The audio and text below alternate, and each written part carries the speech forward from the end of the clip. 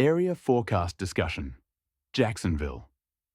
In the Jacksonville area, a warm front is lifting northward, bringing isolated to scattered showers and possible thunderstorms, particularly in north-central Florida and coastal regions. Afternoon heating and sea breeze interactions may enhance convective activity. Pilots should anticipate localized turbulence and reduced visibility in these areas.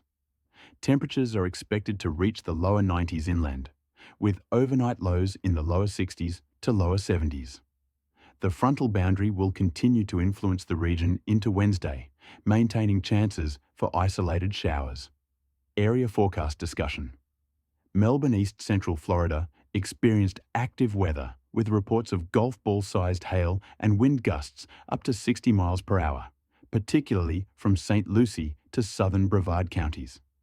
Currently, conditions have quieted, but residual boundaries may still produce isolated showers.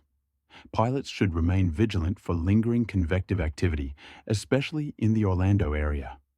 A stationary boundary north of the region, combined with persistent southwest flow, is enhancing moisture and instability. Afternoon sea breeze development may lead to increased shower and thunderstorm activity, with the highest chances south of the I-4 corridor and near the coast. Area forecast discussion. Tampa. In the Tampa Bay area, mainly visual flight rules, VFR, conditions are expected. However, field fog and low clouds may develop overnight, potentially affecting early morning operations.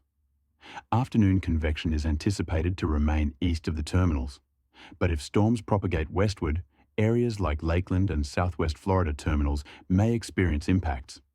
Winds will be light overnight, increasing from the southeast to southwest during the morning, then shifting to the west in the afternoon for northern terminals, and diminishing to light east-southeast in the evening.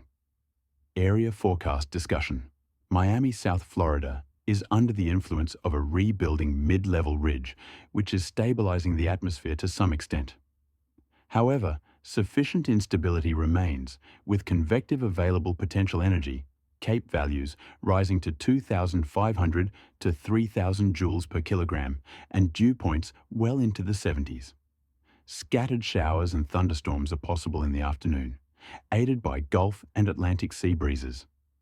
The strongest storms are expected over the interior and towards Gulf Coast locations, but a few storms may also develop along the East Coast, particularly in Palm Beach County.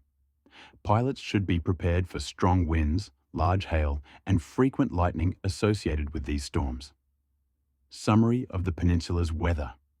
Across the Florida Peninsula, pilots can expect a mix of VFR conditions and areas of convective activity, particularly in the afternoon and evening hours.